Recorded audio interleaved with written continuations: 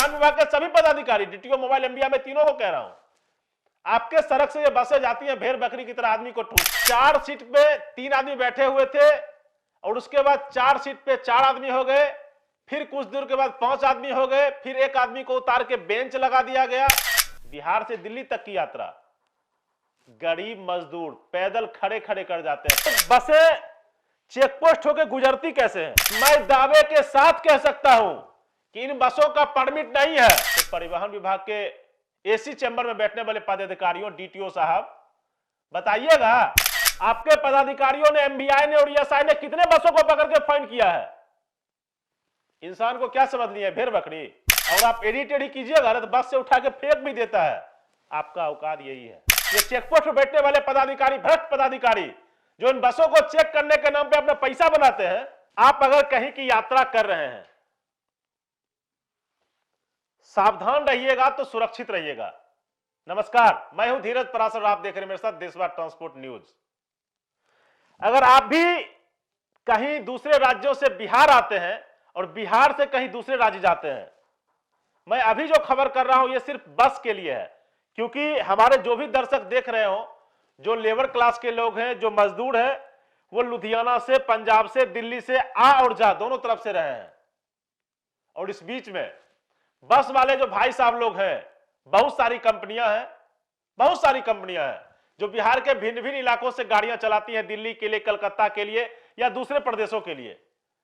उसमें जहां 40 सीट की बात होती है, वहां पे वो किस तरीके से यात्रियों को परेशान करते हैं, अब मैं आप बीती सुनाऊं। इससे बेहतर है कि हमारे दर्शक जो बेगूसराय के रहने वाले हैं, उन्होंने कुछ वीडियो फुटेज हमको भेजा है। आप एक छोटा सा क्लिप इस वीडियो फुटेज का देखिए, फिर मैं आगे की कहानी आपको बताता हूं।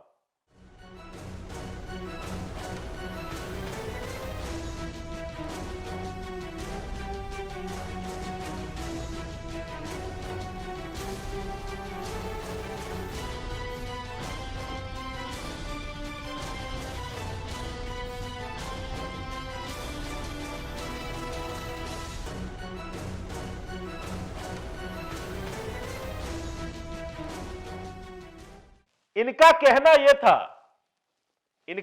यह था कि भैया हम बस में चढ़े तो हमको सीट दिया गया था और 4 सीट पे 3 आदमी बैठे हुए थे और उसके बाद 4 सीट पे 4 आदमी हो गए, फिर कुछ दूर के बाद 5 आदमी हो गए, फिर एक आदमी को उतार के बेंच लगा दिया गया। और इतना ही नहीं था, बिहार से दिल्ली तक की यात्रा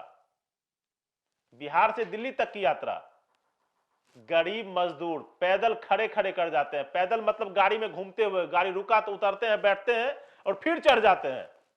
अगर आपको विश्वास नहीं है, आप ट्रेवल पॉइंट के बस हो या बिहार के किसी जिले से किसी कंपनी की बस चल रही हो, पहला नंबर तो 40 सीटर की बस पे 150 आदमी बैठता कैसे है? परिवहन विभाग के सभी पदाधिकारियों के लिए प्रमुख सवाल, 40 सीटर बस पे ये बैठते कैसे हैं?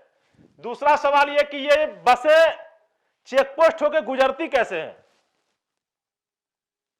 चाहे भलथरी चेकपोस्ट होकर गुजरे, चाहे ये बसें गोपालगंज के भलथरी से गुजरे, चाहे ये डोभी से गुजरे, चाहे ये बिहार के किसी चेकपोस्ट से गुजरे, मोहनिया से गुजरे, चाहे रजौली से गुजरे। जब 40 सीट की बस है तो परिवहन विभाग के पदाधिकारियों, बताइए आपकी ड्यूटी वहां पे रहती है, ये बसें आ और जा कैसे जाती हैं? दूसरा सवाल आपके लिए कि मैं दावे के साथ कह सकता हूं कि इन बसों का परमिट नहीं है। तो परिवहन विभाग के एसी चैंबर में बैठने वाले पदाधिकारियों, डीटीओ साहब, बताइएगा जिला परिवहन पदाधिकारी, मैं सिर्फ सभी जिलों की बात कह रहा हूं, आपने ऐसे कितने बसों को पकड़ के फाइन किया है? आपके पदाधिकारियों ने, एमबीआई ने और ईएसआई ने कितने बसों को पकड़ के फाइन किया है? इंसान को क्या समझ लिया है, भेड़ बकरी? इंसान को क्या समझते हैं, भेड़ बकरी? एसी चैंबर से कभी बाहर नहीं निकलना है। ये दर्शक पीड़ित है, ये जो दर्शक भेजे हमको, ये पीड़ित है, खुद भी बेचारे थोड़े बहुत पत्रकारिता करते हैं। अब सोचिए ना, एक पत्रकार अगर पिसा सकता है इस सब चक्कर में, अगर ये जागरूक नहीं होता तो लेबर तो बेचारा पिसाता ही है। चले जाइए बेगूसराय में, कहां पे भूतपूर्व विधायक बोगो सिंह जी का पंप है, वहां पे देखिए ट्रेवल पॉइंट की बस लगी हुई रहती है और वहीं से ये वीडियो मुझे आया है। 40 के बदला में 200 आदमी, वहीं से वीडियो आया है।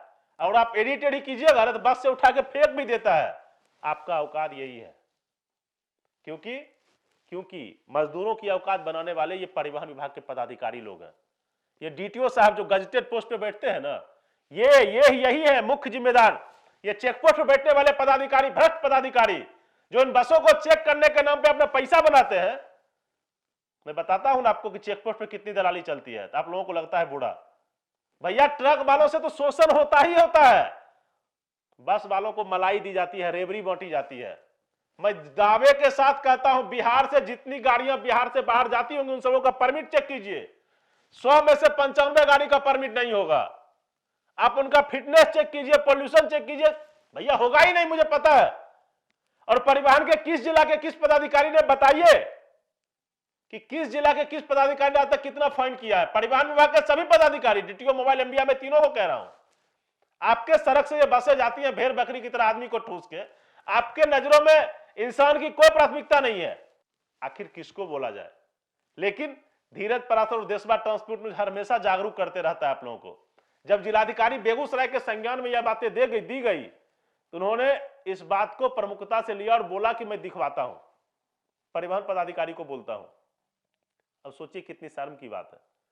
परिवहन पदाधिकारी को डीएम साहब को बोलना पड़ेगा इस काम के लिए, जबकि डीटीओ साहब, एमबीआई साहब और मोबाइल साहब के पास यही काम है, दूसरा कोई काम नहीं है। और मोबाइल साहब 24 घंटा रोडे पर रहते हैं, उनको कोई काम है आपको लगता है? चले जाइए किसी चेक पोस्ट पे, देखिए मोबाइल का काम है सिर्फ लूटना। चले जाइए डोभी, आनंद श्रीवास्तव के साथ मिल के देखिए मोबाइल से लूट रहा है कि नहीं लूट रहा है। चले जाइए मोहनिया, चले जाइए गोपालगंज, चले जाइए शिवहर, जहां भी जाना आपको जाइए ना। लेकिन अगर ऐसे वीडियो देशवा ट्रांसपोर्ट न्यूज के साथ आ रहे हैं, पास में आ रहे हैं, मैं परिवहन विभाग के बढ़िया पदाधिकारियों को भी कहना चाहता हूं कि राजस्व की लूट तो हो ही रहा है। राजस्व को लूटने का तरीका तो निकल ही रहा है, देख ही रहे हैं आप लोग। लेकिन उसके बाद भी ये परिवहन विभाग के आपके होनहार सब किस तरीके से सरकार को चूना लगा रहे हैं, इस पे संज्ञान दीजिए। जब यही व्यक्ति अगर किसी दुर्घटना का शिकार हो जाता है तो आप ही के विभाग को 5 लाख रुपया तो देना पड़ेगा। बिहार सरकार का पैसा मतलब हुआ ना सर, आप ही का विभाग हुआ ना, 5 लाख देना पड़ेगा। डीटीओ साहब के पास जाएगा तो इंसान की कीमत, जान की कीमत 5 लाख नहीं होनी चाहिए सर। 40 सीट है तो 40 ही आदमी बैठना चाहिए।